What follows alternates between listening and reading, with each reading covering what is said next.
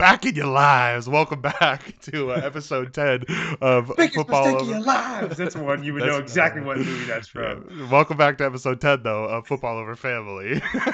Gavin and I were having a little fun in the live on Twitch, chatting with all of our billions and billions and thousands and 6.85 billion. We're in the 6.85 billion fans that we have in our pre-live show. So welcome into episode 10. This is a re-recording because, sometimes I make mistakes. But we are catching up on the NFL draft. No, Gavin is perfect. That is also a reference to our pre-draft show. Also just facts. Okay, yeah. We are catching up on a bunch of news as well as giving you a recap of the NFL draft. I was live for the NFL draft, and, if you caught that show, then you might have got some of my opinions, but we'll go over it all here, and as well as bring all the other goods to you. And I was drinking during the NFL draft, so that's why I was not live. Oh, okay, that's fair. Don't drink and draft. Everyone knows that. Oh, I mean, I don't know. I don't think that's a big deal. I have won both my fantasy seasons while I drafted drunk. Yeah.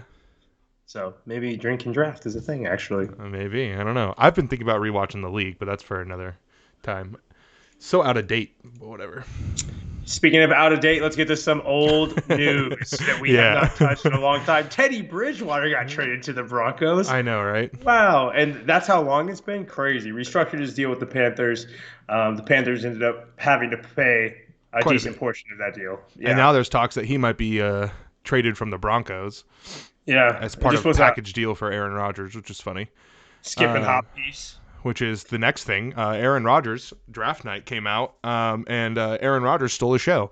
So a lot of talks about Aaron Rodgers being a very disgruntled employee of the Green Bay Packers. It would make sense if... What employee isn't a little disgruntled? I know, right? I was like, people don't quit because of companies. People quit because of managers. It has nothing to do with the Packers. It has to do with Gutekunst and LaFleur or apparently Lepore, as he calls him.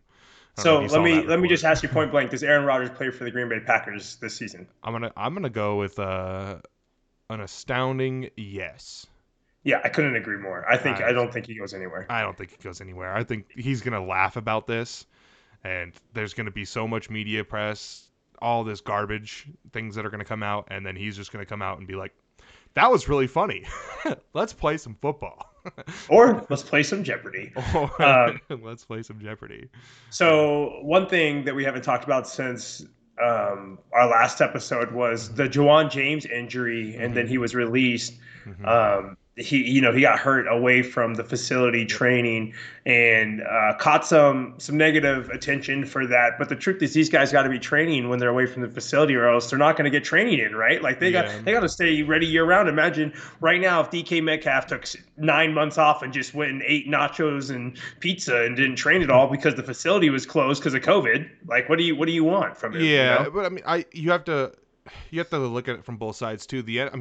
Technically, the NFL Players Association did agree to the CBA, and the CBA says if you're training in an off-site facility during the times of the facilities being technically open, which they're open, the players have just agreed to no longer go to voluntary training at the facilities. So they're liable. The players kind of screwed themselves contractually, but it's like be a good company. We were joking about, the company isn't the one that gets employees to quit. It's the managers. Well, in this case, it might be the company.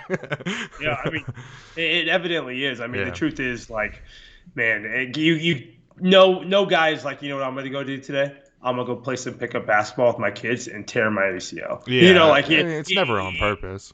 Obviously, it's never on purpose, but I'm saying, gosh, just like, it's almost like just goodwill. Like, be good to a guy that probably. I mean, how long has Juwan James been with the Broncos? Only actually 2 years. 2 years, but did he play well for them? 1 year, and then he opted out of last year. So I would view that as. I mean, more than anything, he agreed to a contract to be a starting tackle for them, and that $10 million is still $10 million. But like, I think the bigger deal is more so, the good faith of of teams when all these players are doing their best to stay fit and stay ready for the team that they are training for. Like they're giving their blood, sweat, and tears to prepare for an NFL season to go out and wear that team's jersey. And the players don't know that they should work out, because what if they do get injured? I mean, the Broncos even followed it up with another. He was released. The Broncos then followed it up with another player tragically being injured, and Deshaun Hamilton, who was reportedly going to get cut. Then or there traded. was then there was reports that teams were very interested in him as a waiver claim, so they held on to him. He continued to work out while they were seeking a trade for him, and then he got injured, and then they released him. So now he's without a team, out for 9 months, and likely will be a camp tryout next year. Yeah, I mean, this all ties in with the fact that OTAs just got underway here.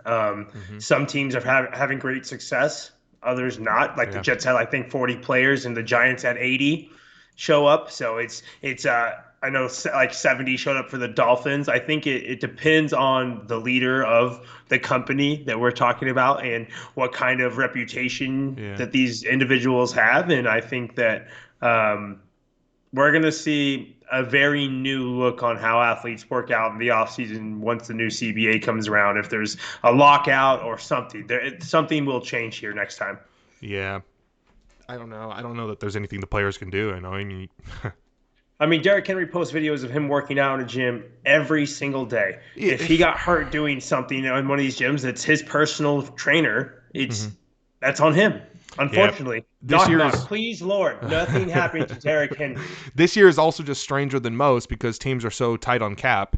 And when you lose a starter who's going to cost you so much money and you have the opportunity to get rid of that money and that player and find their replacement, teams need to do that for the sake of themselves, again, looking after their team and the success of the team, which brings them further success and further, benefits as far as talent that they can bring in the off season and, trophies and, win-loss column stuff. That's big deals. So sometimes you got to look at it like a business. So yeah, speaking of business moves, we wanted to touch on this, and it was the fifth-year options.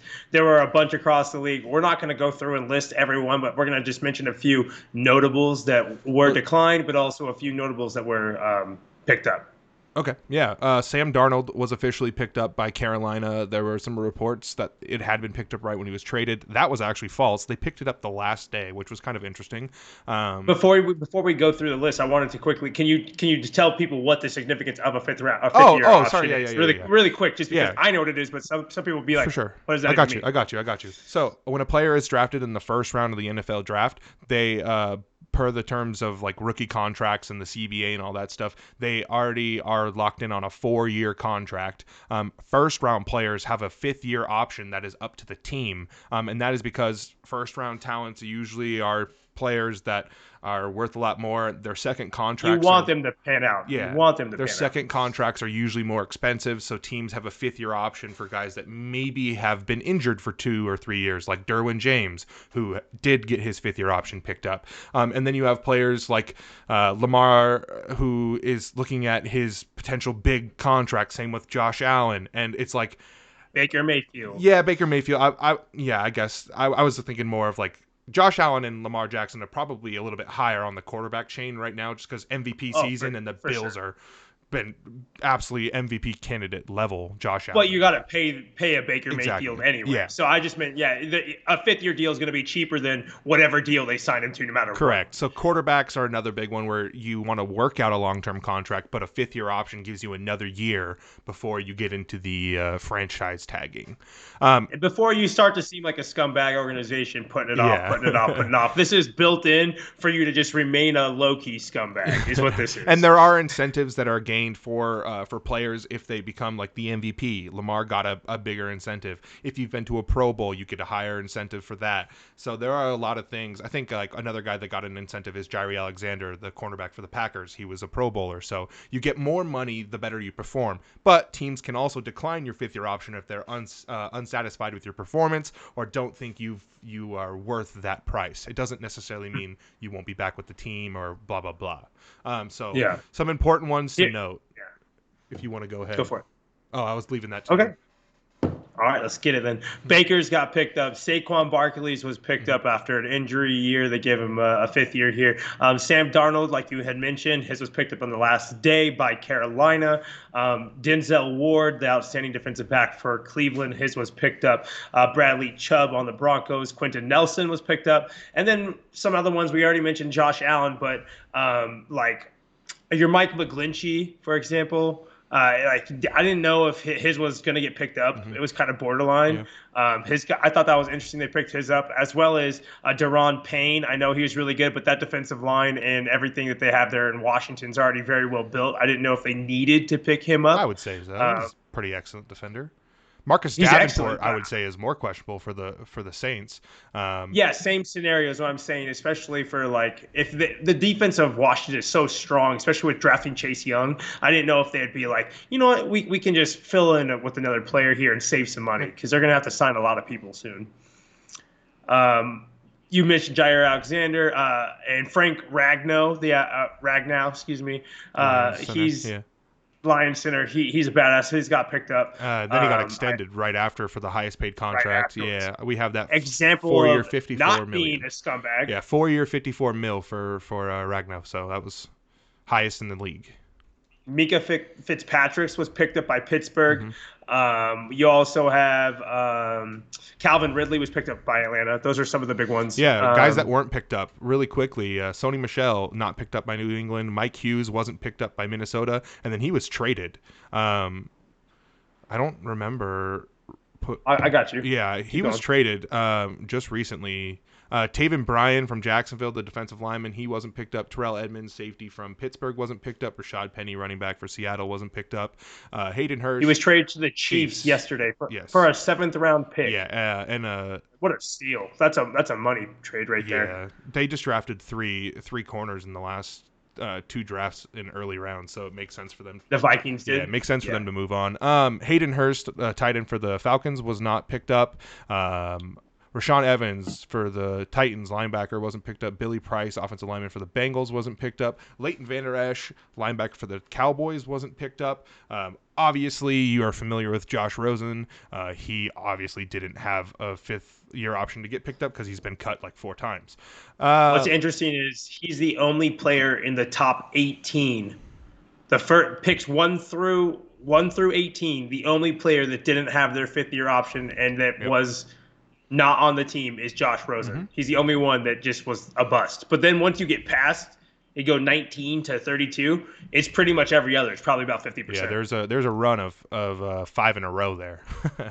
The 27 to 31 is all no's, and then Lamar. Yeah. All right, so that covers 5th-year options. But as I alluded to before the draft and during the draft, the Ravens did officially sign Alejandro Villanueva, the tackle from the Steelers, who then took some shots at Juju Smith-Schuster and kind of the Steelers organization. He signed a 2-year, $14 million contract, so they did secure a right tackle after trading Zeus, Orlando Brown Jr., to the Chiefs. Damiere Byrd signed with the Bears, another competent wide receiver to continue to build around what is going to be Justin Fields' team eventually, but Andy Dalton's team in the short term. Or Nick Foles, they're the same. Then Then you have Casey Hayward. He's with the Raiders now, moves down to Las Vegas. Great contract. Great signing. Yeah. I mean, for 1 year, $4 million for a guy like that, in terms of skill as well as leadership quality, it works out for both sides. And plus, if things go well, he could stay, or if things go bad, he can move. Yeah. So Jason McCourty did a similar thing to reunite himself with defensive coordinator when he was with the Patriots, Brian Flores. Now he's with the Dolphins, and he joins a Dolphins team that built really well in the draft as well as the offseason in general. So they're a team that's really on the rise. We already mentioned Frank, the center for I'm not going to say his last name, for the Lions. Then Jeff Heath was released by the Raiders, Antoine Woods released by the Cowboys, and Charles Leno was released by the Bears, then picked up by the Broncos. Washington football team. Yeah, sorry. Yeah.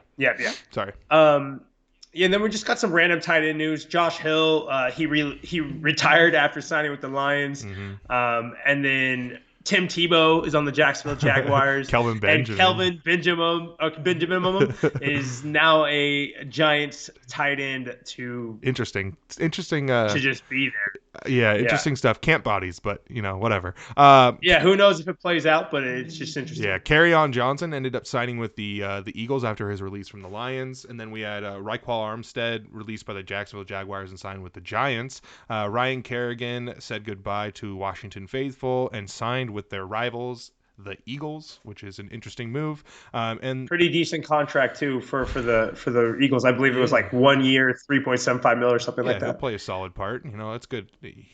Any NFL team can get good miles out of Ryan Kerrigan. Yeah.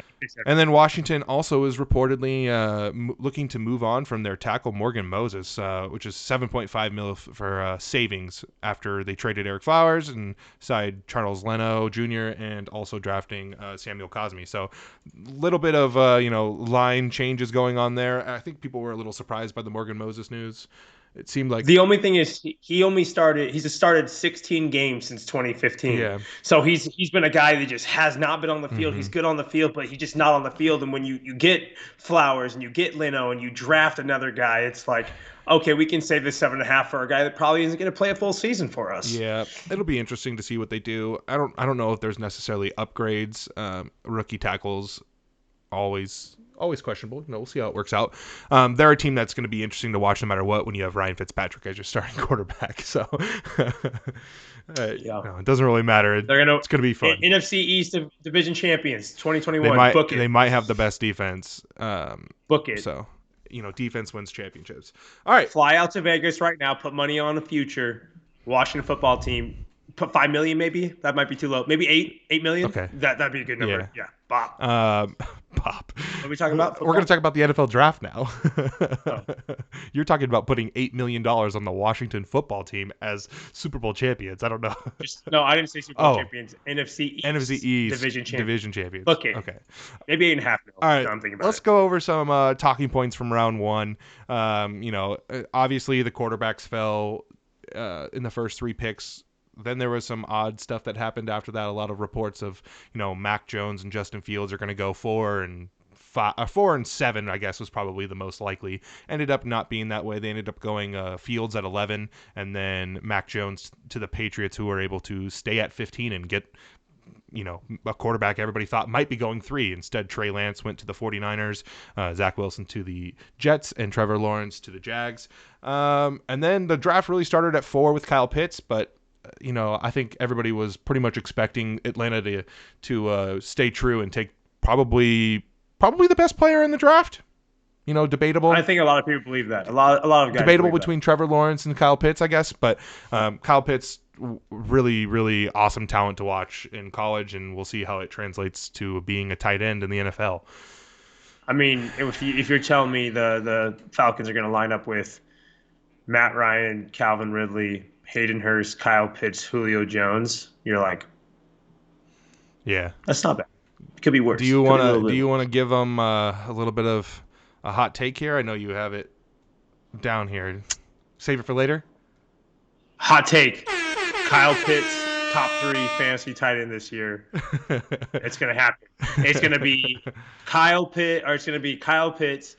It's gonna be Travis Kelce and Darren Waller. Wow. George Kittle is out.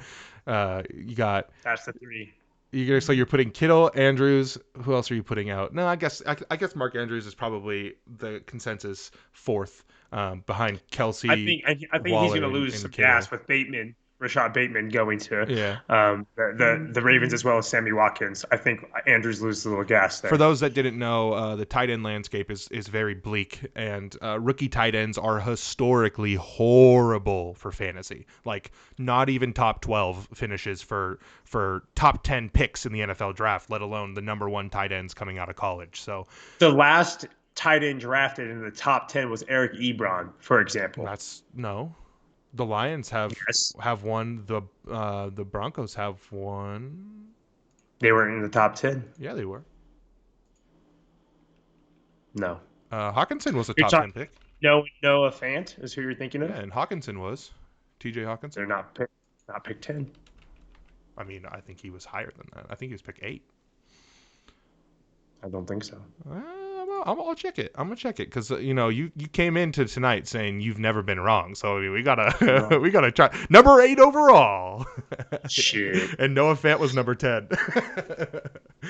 Look at you, double wrong. Got him.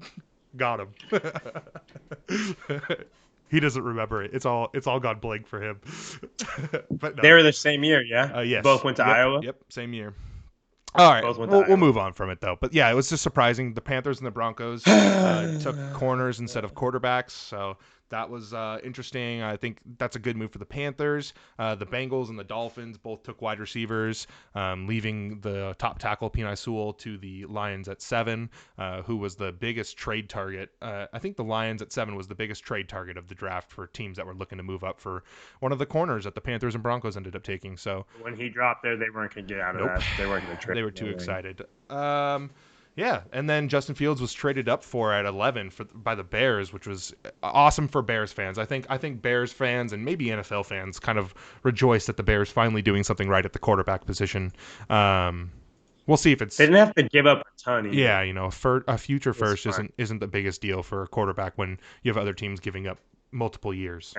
And I liked him more than Trey Lance. So. I know you did. I think a lot of people did too. So it's a pretty solid pickup at 11. The Cowboys managed to trade back with the division rival and land a starting linebacker to replace Leighton Vander Esch, who they didn't pick up a 5th-year option for. So good move on. And the Cowboys purely drafted defense. Yeah, they did. They had one of the worst defenses last year, and then they just went straight to address that need in this draft. Yeah. It was. You got to do it sometimes. Sometimes you just gotta load up on one side of the ball and hope that it swings that team around the other way. The Chargers scored Rashawn Slater, everybody believed was the number 2 offensive lineman. Some thought maybe even the top tackle at 13, which is awesome for them because everybody was pretty much predicting them to take Christian Darrisaw here at 13, whereas the Vikings managed to pick up Christian Darrisaw at 23. Yeah, wild. I think one of the main reasons was the Raiders trade. You there? Yeah, I think my computer's restarting randomly. We could just give it a hold for a second. I think it's just I can continue to talk while you. Yeah, all right, bye. We'll catch up with Gavin here in a second. He's having some laptop issues. It's okay. We'll work through it. All right, the Jets traded up for Elijah Vera Tucker at 14 to continue to build up on that left side of the ball, left side of the offensive line. He's going to play left guard, and that left side of the line looks pretty awesome, exciting for Zach Wilson. And then the Raiders made the awkward pick that got everybody kind of wondering what's going on. They decided to move up for, or did not move up to reach on Alex Leatherwood, tackle, who some people probably had going late second round, others, middle first, end of the first. So it was an interesting move, but the Raiders like people, Mike Mayock and John Gruden like guys, and they go and get them. So. Dudes, and they go out and they don't care what other people believe or what grades are there. They just make the move that they feel is best for that team, which is why they're 8-8 every year. So expect 8-9 this year.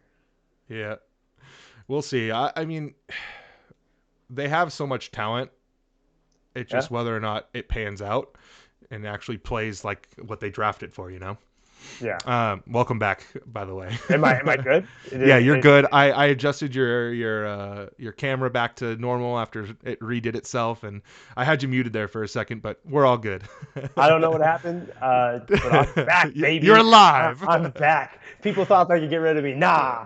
All right, so let's pick up where we left off. Okay, so the Tennessee Titans, I think, were right about pick 22 is kind of what we're talking about. Yep, we went ahead and took the risk on Caleb Fairley, and that was an interesting decision considering that he had opted out for the 2020 season, but also came back and needed back surgery. Yeah. And so we needed anyone to start. We needed just a guaranteed player to start, and we had cut everyone and just decided we'll draft a guy who hopefully can play.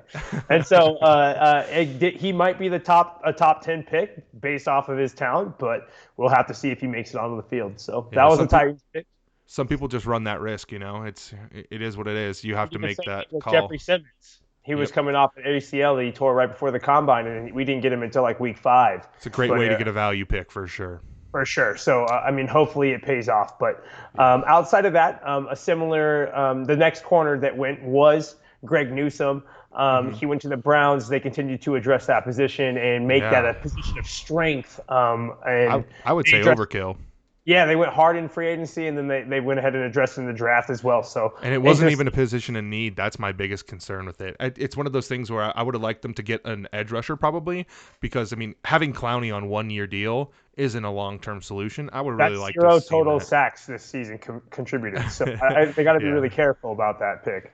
Yeah, but that's totally their choice, and they could do what they want to do and load up on corners. So they Yeah. did it. Yeah, they did get Jeremiah Owusu-Karamoa in the second round, which we did. We both loved that pick. Yeah, yeah, but That he's a Jamal Adams type player. yeah Uh, gadget player for sure. And then they did end up picking a wide receiver in the third round, I believe.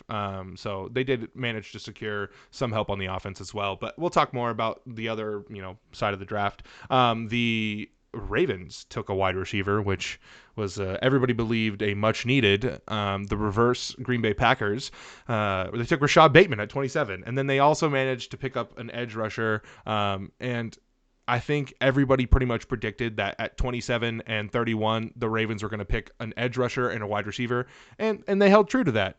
So that's yeah, nice. I and kind of like they that. got two of the top players at that position. Yeah, It Rashad was deep. Bateman and Odafe Owa, two Yeah, solid picks. two Two solid solid picks. picks. I mean, the Ravens had an interesting offseason. They lost a lot of pieces, so they got to replenish a little bit Hmm. of the cupboard. But the cupboard, not cupboard. Yeah, And then so the Saints, they needed wide receiver as well. They needed some people, and they went corners. defense. They went Peyton Turner, and some people didn't even have a first round grade on him. Some people Yeah. had him in the second. So that's a player pick 'em, if you will. And then the Packers stayed true to keeping Aaron Rodgers unhappy, and they drafted Eric Stokes out of Georgia, defensive back, rather than taking any offensive skill position or Uh, any offensive lineman or anything. So it was pretty it's cool.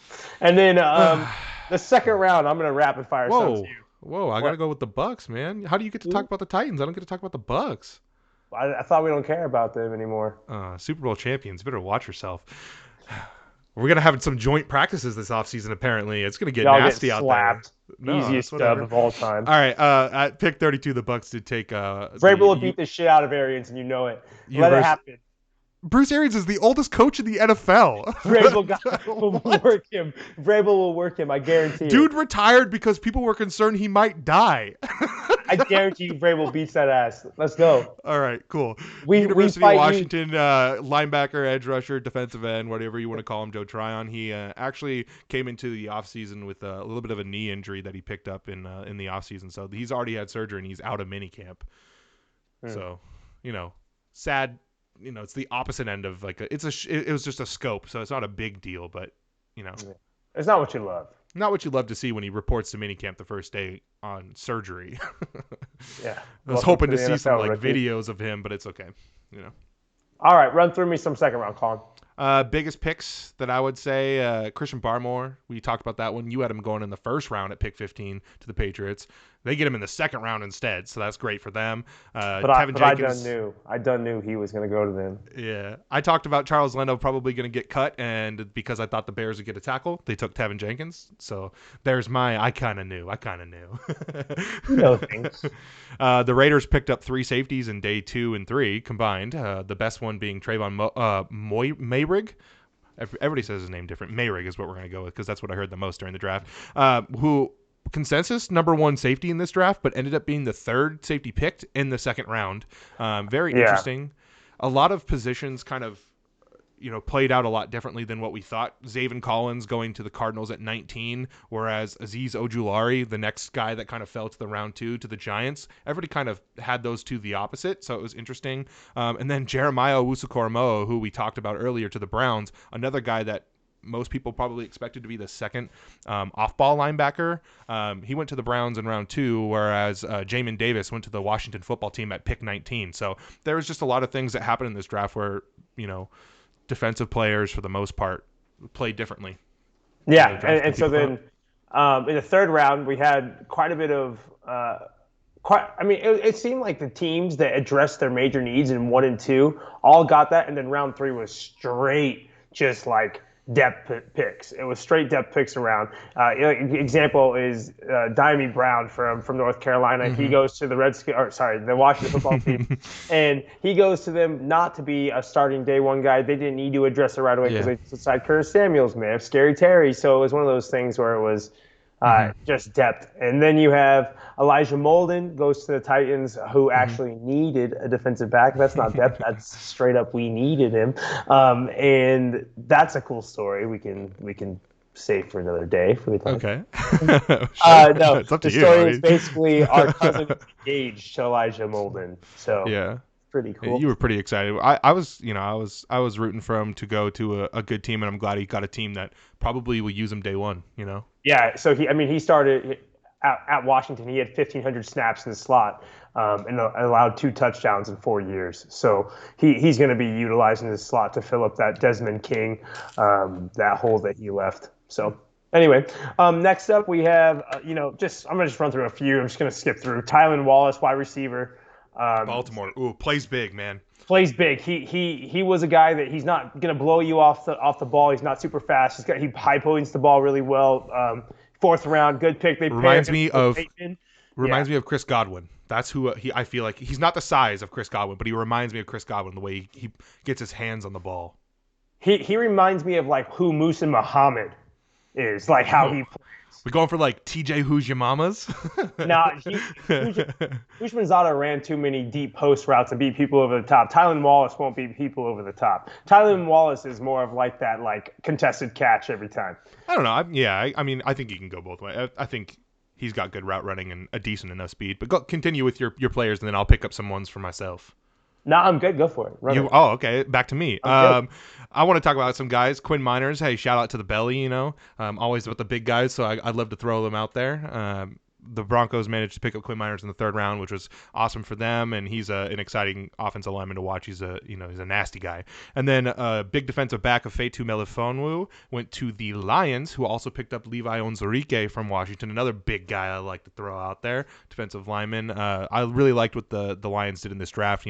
They beefed up that team, both offensively and defensively, across the line and in the secondary. So yeah. I'm a big fan of that. And then another big guy, shout out to Bobby Brown, who went to the Rams and got to meet Aaron Donald this week, and there was a hype video about that. He was super pumped. That's one of those moments where you're just like, could you imagine? That's like a kid meeting a superhero right there. That's the way he looked. But yeah, I'll let you keep going though. We'll go back and forth. I'm good. You're good. You're good. I'm ready to move on. All right, I got 3 more big boys though. Okay. Yeah, go ahead, keep running. The Panthers got keep going with guys your size. Big man. The Panthers got Davion Nixon in the 5th round and Deontay Brown in the 6th round. If you haven't looked up a picture of Deontay Brown, dude looks like a building. He plays left guard and left tackle at the same time. It's impressive. And then one of the most honest, top picks in the NFL draft this year, Trey Hill to the Bengals in the 6th round. Some people had a 3rd or even late 2nd round grade on Trey Hill. He's a guard, and he actually managed to fall to the Bengals in the 6th round. So good on them. A lot of talk about them upping their offensive line. They managed to pick up 2 guys that probably will contribute and start this year. So shouts to them. We can go ahead and move on to our next, talks about our teams, I guess. Yeah, the reason why I wanted to just keep moving on is because, I'm thinking about the draft, and, the few weeks have set in since the draft, and teams are starting to make these second layer moves, and people like who you have just been mentioning that maybe fly under the radar as a good pick are reasons why guys like Morgan Moses are going to have to find a new home. Absolutely. And I think that when we're going to talk about the teams here, what they're doing and why it's been important, I think that 2 teams that I thought crushed it for me, the Panthers, I thought drafted every single player I would have wanted. Like Terrace Marshall. Yeah, literally every single player. I was like, oh my gosh, that's the Titans' perfect draft is what the Panthers just had. Yeah, we both were big fans of Shea Smith. Yeah, and J.C. Horn is phenomenal Yeah. corner. I thought he was my favorite corner in this Your draft. top corner. Yep. My Yeah, second a lot corner. of Your people had top. Pat, but I had him as my favorite. And then I even like in Chuba Hubbard or whatever. I mean, Yeah. yeah, I love that pick. That guy led all of FBS and or FCS rather in rushing, and that was 2 years ago. Yeah. And Like, now he gets to go back up Christian McCaffrey. yeah, I just think that it was a good fit and they just made good choices. And then the Yeah. other team for me is the Browns. I thought the Browns um, did really well. I know you kind of feel kind of schmay on it a little bit, but I thought they had made a lot of good value picks. And Yeah. the only thing I would have liked them to do a little higher was address wide receiver in either round one with that Newsom pick. If they would have just gone with Elijah Moore there or Bateman there or someone there at round one, I thought the draft would have been perfect for them because I Agreed. mean you have Odell Beckham Jr. and Jarvis Landry. Both those guys aren't healthy all the time. Both of them have big contracts and both of them are getting old. So it's like you're going to have to move on from one of these guys via trade or camp casualty or cap casualty even sometime soon. Yeah. I totally agreed. That's the reason why I kind of wanted to call out the Greg Newsom pick, because imagine if they take Rashad Bateman right before the Ravens take him. One, you're getting a pretty solid wide receiver. Like, that's a pretty good talent to build off and have a good third guy that maybe can replace one of those guys you talk about in Landry or Odell Beckham Jr. Two, you're stealing him from the Ravens, who now have to reach on a different wide receiver or completely change up their draft strategy. Because if you saw what the Ravens were reporting, it was pretty. Everybody knew that the Ravens were going to take an edge rusher and a wide receiver, and so imagine just stealing the wide receiver away from your competitor and your direct rival for likely your division title. That would have been an awesome move in my opinion, which is the only reason I didn't have them as one of my biggest winners, because they definitely got a lot of good value, going into the rest of the draft. So there's no doubt that everybody thinks that Barry's a really good GM and puts together good drafts and all that stuff. It was just one of those things where it seemed like it was already a position of immense strength. So to continue building at corner was just like, oh man, you could have done so much better in my opinion. Overall, though, very cool for them to have the draft in Cleveland and to draft as good as they did. They could have had a horrible draft, and it could have been a completely different type of 3 days there for the Browns fans. But overall, I'm sure that it was probably a phenomenal experience, and they were probably pretty happy with it. Yeah, the draft town is a cool idea. I really like that they do that, and we've had the ability to go. It's a pretty awesome experience for NFL fans, even if you don't like watching the NFL draft. It's pretty much free. Yeah, there's no reason not to go other than if you don't want to be around crowds right now. Let's just say and travel. Yeah, and travel, but truthfully, like the experience itself for 3 days, you can get a pretty cheap hotel at many places, and you can taxi Uber there, and it's great. But anyway, Colin, move on. Sorry. We both agree on the Panthers. We've been kind of drooling over the Panthers draft, I think. And I think that's because it was just such a great draft. A team that I liked. If they don't make the Darnold trade, though, if they don't have Darnold, their draft is completely blown up, and we probably don't like it half as much. Yep, I agree. A team that I liked was the Washington football team. I all around, I just kind of liked. I liked them picking up a bunch of good. So impact players, starters, maybe not stars, but impact players always make a draft for me. And I just liked what they did throughout the draft with whether it was De'Ami Brown or even in the 7th round with Shaka Toney. There were just a lot of picks that they made that I liked. The one that I didn't like the most was Jamin Davis, and that's honestly not even a big knock. I totally had him as a very viable option for like a 20s as a first round pick. So it wasn't a small reach. It wasn't a reach in any sense when you look at what happened to Jeremiah Owusu-Koramoah on draft night, which was heart concerns. So when you think about it that way, they took the second best off-ball linebacker. And even then, Jock, as you call him, is kind of a hybrid player. He's more of a Jabril Peppers type of player. So maybe he doesn't even play linebacker, and they really wanted to play linebacker. Probably replace John Bostic. So I just like their draft in general. And then let's go on to some teams that we didn't like. I think we both agreed on the Raiders being one team that we both did not like. I mentioned it as a joke. The Raiders took three safeties in the span of 4 draft picks, which is just already interesting when you have, they have Abrams, and they did end up releasing Jeff Heath, what was their other starter. But that's just an interesting thing to do when you already have one of your most recent top picks as a safety, and you keep spending more and more draft capital on a position, which does need to be improved. But it's also a position that is relatively cheap right now in the free agent market, in the landscape of things. You can get a damn good safety for relatively cheap. A guy like Kenny Vaccaro right now can come play for you 1 year, $2 million, $3 million deal, and whatever, and he's already going to be an upgrade over Yeah. Heath. So Yeah. like they could have addressed it differently. A lot of guys are getting franchise tagged at the safety position. They didn't need to draft 3 of them.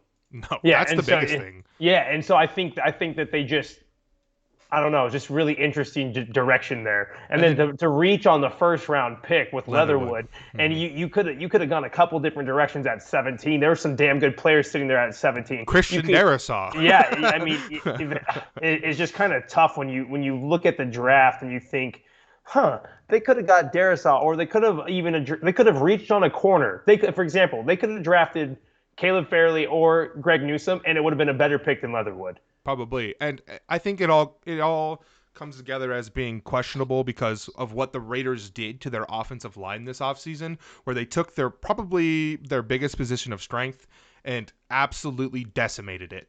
Yeah.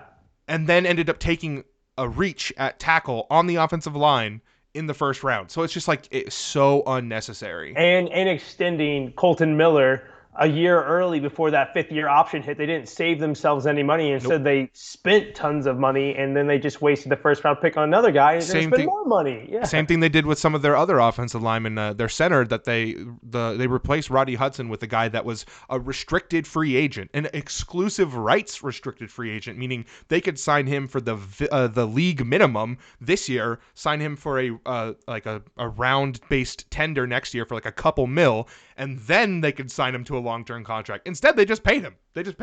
Like, hey, sometimes you can't resist tenders, Colin. Tenders are really good. And so then the Titans were a team I didn't love their draft. You know, the truth is they filled the positions of need fairly accordingly, but drafting right tackle second round was kind of like, okay, you paid. Non-Titans fans don't know names like Quessenberry and Ty Sombrello, but then also signing Kendall Lamb to 2-year, $8 million, and then drafting a second-round right tackle when the cupboard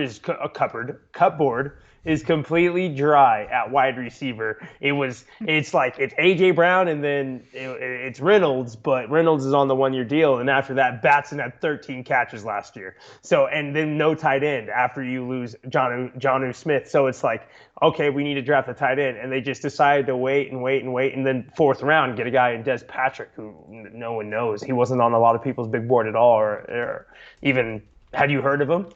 No. Yeah, exactly. They traded up to get him. A lot of people thought it was pretty interesting, and then they drafted in the 4th round one pick that everyone loved. They drafted a guy named Rashad Weaver. Well, 5 days before the draft, Weaver allegedly punched a woman and then said, if she deserves it, I'm going to hit her. That's what the police report said. Titans didn't know about it. Should do some better scouting. You can't draft a guy that hit a girl 5 days earlier. It kind of sucks. So that's why I don't like the Titans draft, unfortunately. It's, fair points. And I know you're very critical of your team, and that's totally fair. And, it's the way it goes as being a fan. Sometimes you're a little disappointed in it. It hurts more, Can't wait. But, hey, let's just say Caleb Farley and Elijah Molden slap, and they just kill it. And Dylan Radins could be pretty good for you. And Radins could be a great player. It's a great business play. Excuse me. Quessenberry and Sombrello are both on 1-year deals. Yeah. Kendall Lamb's on a 2-year, $8 million deal, which is essentially an avoidable deal after next year. And then Taylor Lewan can't stay healthy typically, so drafting right tackle depth is a phenomenal idea. So, I mean, in terms of business, I understand. I just would have loved to see Terrace Marshall at 54 because he shouldn't have been there, but whatever. For me, the other team that I thought I was a little disappointed by in the draft was the Denver Broncos, and that's because I think more so than maybe you, I am not a fan of Drew Lock, and Teddy Bridgewater is a competent NFL quarterback for a team that doesn't want to make the playoffs off of their offense, in my opinion. So it's just one of those things where I felt like they could have addressed the quarterback position. I think drafting, Justin Fields would have been a stellar pick for them. And it would have been really exciting. Instead, they secured a some people's 1, some people's 2 at the cornerback position, in a position I didn't think they needed to take. I didn't think they needed to after just getting Kyle Fuller and Ronald Darby and already having a pretty good safety pairing. Justin Simmons just signed a huge deal in the offseason. And it was just one of those things where it was questionable to me to take the corner instead of the quarterback. And then they followed it up in round 2 by taking a running back in Javonte Williams. When they have Melvin Gordon, they have Royce Freeman. They just signed Mike Boone, who they hyped up in the offseason about Mike Boone was underutilized by Minnesota, and we think we can get a lot of work out of him. So let's go ahead and pick a running back in the second round instead. So it's just, and then I really loved the Quinn Miners pick in round 3. So I hesitate to make them my team I didn't like. But then they go ahead and follow it up by taking 2 safeties in the 5th round, and it's just like, all right, never mind. You just solidified yourself as a team I didn't like your draft. Thank you for doing that. You already have 2 solid starting safeties, and I understand depth pieces and special teams and futures and stuff like that, but I would have loved to see them take Micah Parsons. I thought if you're going to want to go for defense, just draft the best linebacker in the draft right there. Like, why not? Yeah, and I understand they have a couple of exciting linebackers that they're hoping will pan out as being some pretty competent starters, but it's just one of those things where if you could get a solid guy in Micah Parsons who might be like a star linebacker, blue chip player. Over again a blue chip player at corner, but he's going to be your 3rd or 4th corner. I would go for a starting player right away. Impact player all day, Impact player. Some of these guys might not see the field at all. So it's just it was frustrating. That's one of the things that I look to see is, can you get impact players that are going to be on the field, like the Washington football team with Samuel Cosme and Benjamin St. Just or Juiced or whatever his last name is pronounced, but players that are going to be on the field. Carolina Panthers nailed it. I just feel like the Denver Broncos kind of flopped.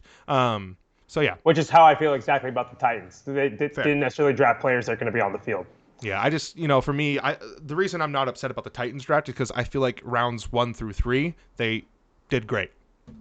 And for me, I feel like that's where you need to be good at drafting is rounds 1 through 3. If you mess up rounds 1 through 3, you did something wrong, and you probably shouldn't be a GM. He says a Titans fan to go from the Isaiah Wilson's pick to drafting another guy that has off the field issues. It's just like, why even go through the stress? Yeah, I get you. Anyway, so who's your second loser? Oh, we both agreed on the Raiders. My second one. I have the Cardinals on here as just kind of like an iffy one, but that's just because, again, I kind of talked about it with, making the choice to draft another wide receiver in the second round, and then having Zaven Collins over Azeez Ojulari. It was just questions for me across the first couple of rounds. What are you doing to improve your team? I just don't know that they did that. They already have pretty competent edge rushers right now. They already have pretty competent wide receivers. And then you go ahead and you take guys that I don't think even should be drafted at that spot. So it's just, for me, those rounds are very important as a GM. And if you don't hit on them, I don't know that I can necessarily call your draft good. If you get great steals in the 4th through 7th round, congratulations, you're the Seattle Seahawks, and you should start trading all your 1st through 3rd round picks because you don't need to use terrible those. 1 through 3. Facts. Yeah. Historically horrible rounds 1 through 3. Except Tyler Lockett. Tyler Lockett was a hit. I mean, there are obviously you're going to hit on a guy occasionally. What score did Tyler Lockett go to? I have no clue. I don't follow college football very well, so. Kansas State. Anyway, fantasy. That's your game for the week, by the way. So, excuse me. Historically, fantasy football and rookies do not mix well. There are a few. I would say there's less than 7 that you're like, he's got to be drafted in the first 10 rounds of a fantasy football draft. And last year was an outlier with guys like Justin Jefferson blowing up. Usually it's like, okay, he's a competent 3rd wide receiver. Going into some, you're like, oh, okay, yeah, Saquon Barkley was drafted number 2 overall by the Giants. I should probably take him. Yeah, he's going to be a starting running back. Crazy. There are certain guys that break that mold, but overall, it's not typical that they kill it. So let's run through a few of the rookies drafted and what they're going to have in terms of impact on fantasy football, because we both love fantasy football. This podcast will definitely transition to a lot of fantasy football type segments once the season gets going. So, Colin, go ahead and jump into some of the picks you like. for fantasy this year. Let's just do it position by position. I think that's the easiest way to break this down because Run there it. are so many guys. Quarterbacks are not a big deal for fantasy football most of the time. Justin Herbert was really great for about 10 weeks last year. So just keep that in mind. And the NFL is changing to where mobile quarterbacks and guys that can get work in on the ground are really, really good for fantasy football compared to just throwers. So these younger classes of quarterbacks might be more impactful. You're not looking to win NFL games. You're looking to win fantasy games. Get guys that are scoring touchdowns. 10 yards is way easier than 25 yards for a point. Or 50. And a passing touchdown versus a rushing touchdown can be a big difference. 6. Big difference too. So, raise your hand if you lost more than 3 games by 2 points last year. 2 points, huge difference. All right, Trevor Lawrence, obviously, Zach Wilson, Trey Lance, 1, 2, and 3. Justin Fields at 11, Mac Jones at 15. Those are the only quarterbacks worth mentioning in this draft. The likelihood of seeing much of Mac Jones, Justin Fields, and Trey Lance early in the season is low. We don't know the situation with San Francisco, but once those things get worked out, there are some exciting offenses between San Francisco. Jacksonville actually has a lot of competent offensive skill positions. Definitely. So they have good wide receivers. They have 2 good running backs now. Tight end's really the only question, but they have the god Tim Tebow, so they should be set there. One thing to note with them is that you don't care if they win games. You care if they rack up yards and points. And I think that regardless if they win games and go 2-15, I think that Trevor Lawrence is going to score points. Yeah, and if these teams are behind a lot, they're going to throw a lot. So look for guys like Zach Wilson and Trevor Lawrence to potentially be good second quarterbacks to pick up on a flyer. And they both move outside the pocket more so than your Mac Jones does, obviously, because Mac Jones and me have the same body. So... all right, running backs is the biggest one. I mean, everybody goes after the running backs. It's the vibe of fantasy football. You win the league basically if you have the best running backs. So the running backs that were taken in this draft, injuries. Yeah, the running backs to look after in this draft that were taken. Najee Harris went to the Pittsburgh Steelers. He's going to be the starter. There's a lot of talks about him being the X factor, the gadget player. He's getting work at wide receiver already. Like, you know what? He's going to be the starting. No? Was that? Top 24 pick, 12-man league? Oh, yes. Yeah, he'll go in the second round. You think he goes in the first round in some drafts? No, second round. Second round, and I would say second round in 80% of all fantasy football league drafts, even if it's a 10-man team or 10-man league. And I'll give you the guy that's after him is Travis Etienne, who I love. I think he's going to be phenomenal. You're not a huge fan of it. I love it because I know you're a big fan of, the unrestricted free agent vibe that is there right now. But I'm more thinking about how this guy was another first round pick for them, and he's gonna overtake an extremely cheap, good option. But he's just going to be. Yeah. He's a big flashy name, Travis Etienne. So I think that he's gonna do wonders there. Urban Meyer just got Tim Tebow. You think he's gonna let Robinson run over Etienne? Nah, dude. 1,400 yards last year. Just want to say that undrafted free agent, 1,400 yards, 6th running back in fantasy football last year, and they replaced him in his second year in the league. No injuries, was incredible for them. Hey, $1 Venmo bet that Etienne scores more fantasy points than Robinson. We talked. No, I'm not going to do it because they're going to split. They're going to. Oh, fine, $1. How cheap are you? $1. Because it's a dumb deal. I took it. There's your virtual handshake. $1 bet. Okay, whatever.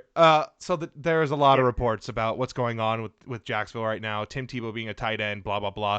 Travis Etienne playing wide receiver so far. No running back, just wide receiver.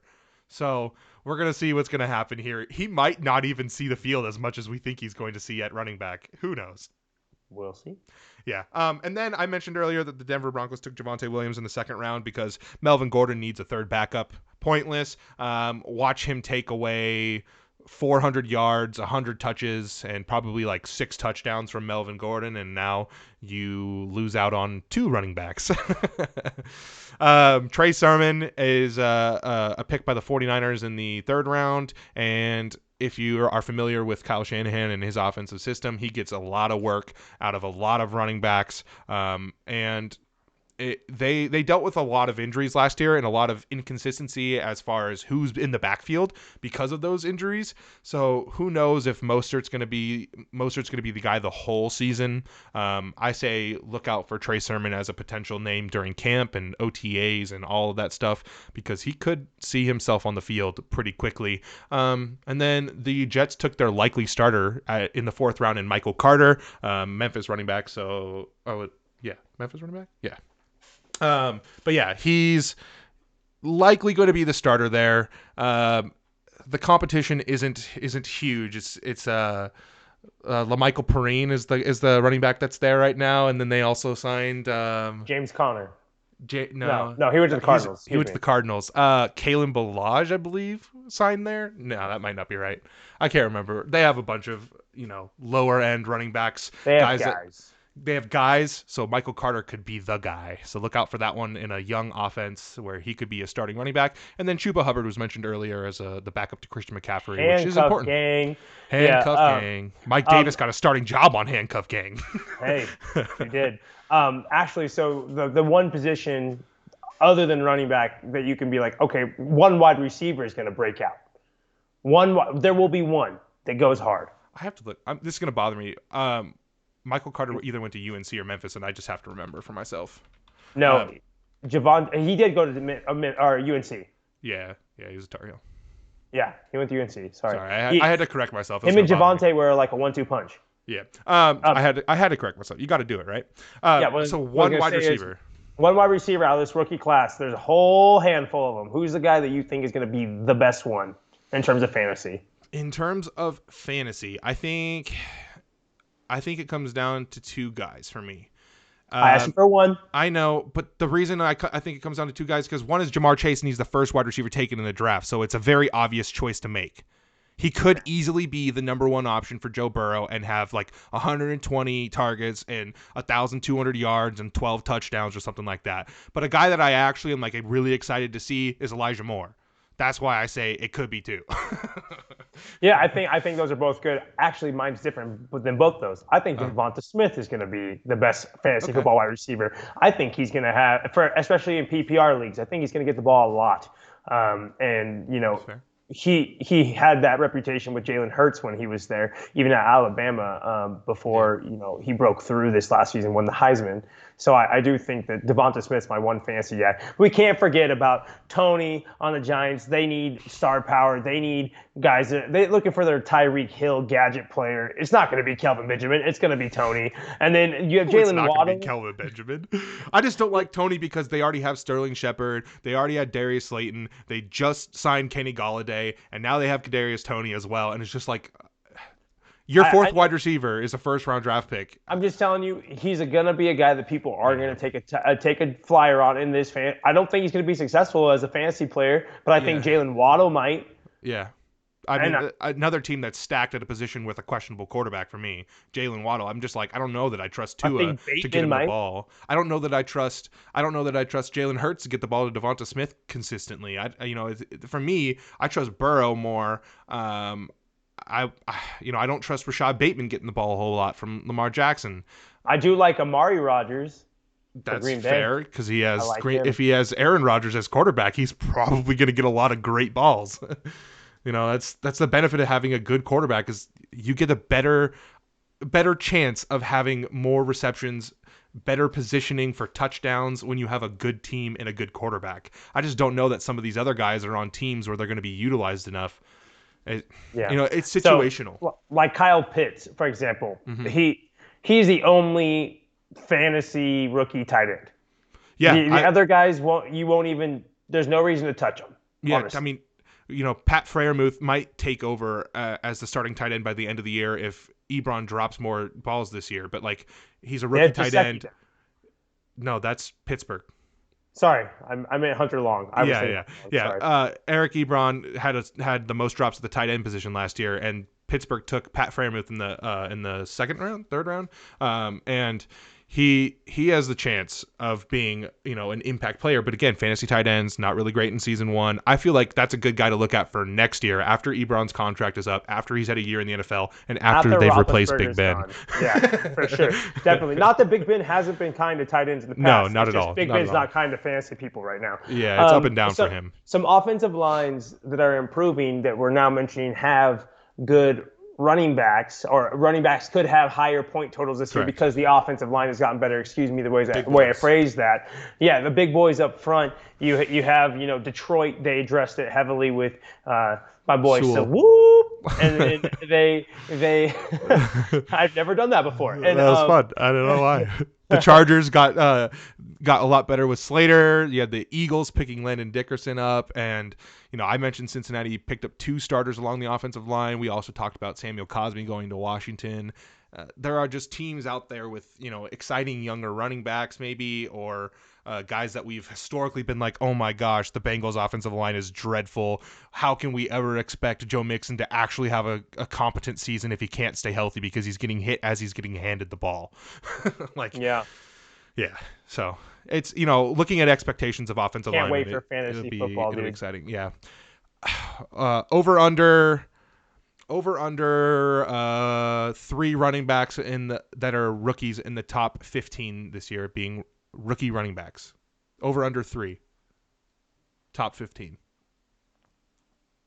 Under? For sure. Yeah.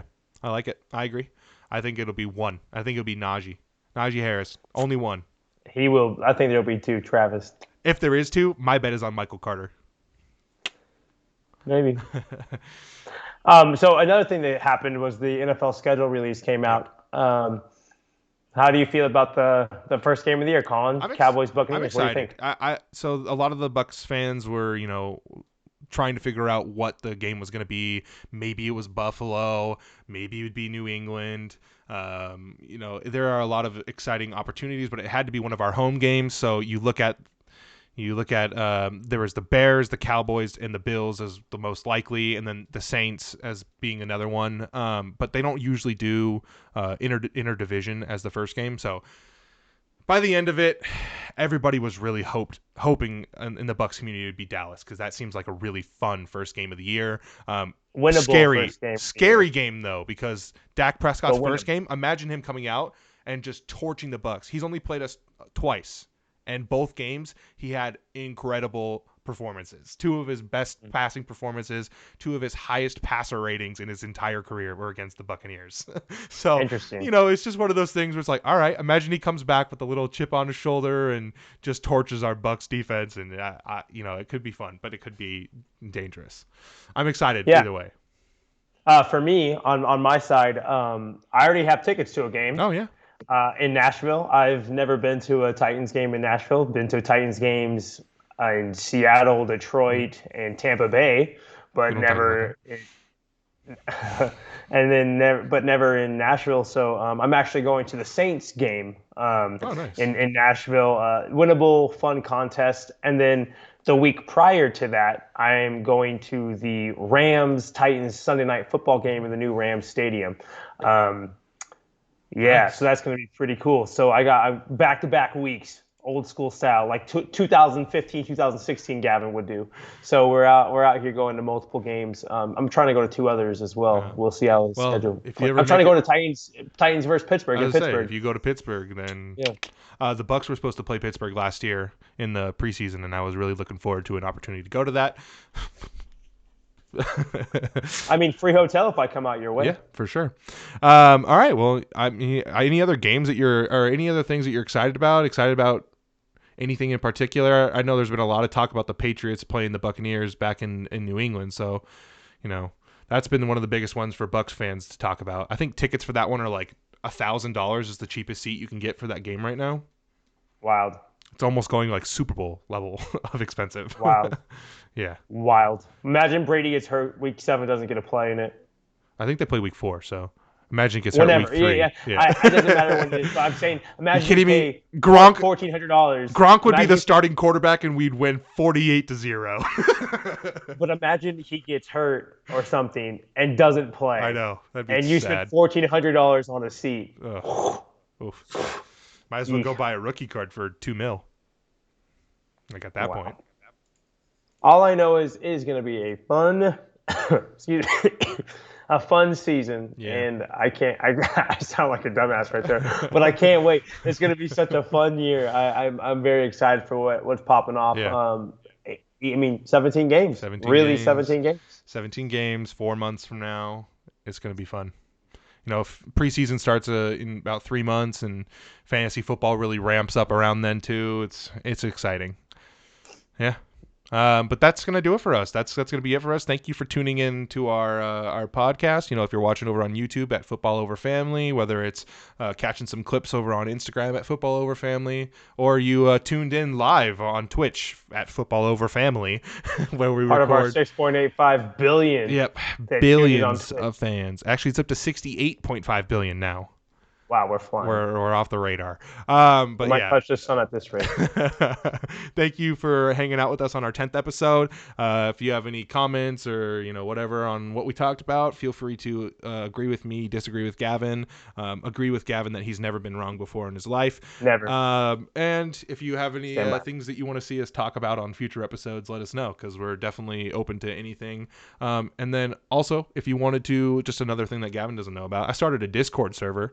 And if you want to join in on that, it's on my other Twitch page, Colino12, and there's a section dedicated to our podcast here, Football Over Family, to talk about sports. So if you want to do some like literal live chatting, that is a great place to do it, or just post stuff on there. So check that out. Discord on my Colino12 account. So yeah, that's cool, dude. Yeah, talk football. Wow. Connecting with the people. That's cool. Yeah. Thank you, and we'll see you on the next episode. Yeah, it's going to be sooner this time. It won't be such a long gap. I kind of sucked for a little bit, so we're going to get back into the flow of things. We're going to have some fun segments.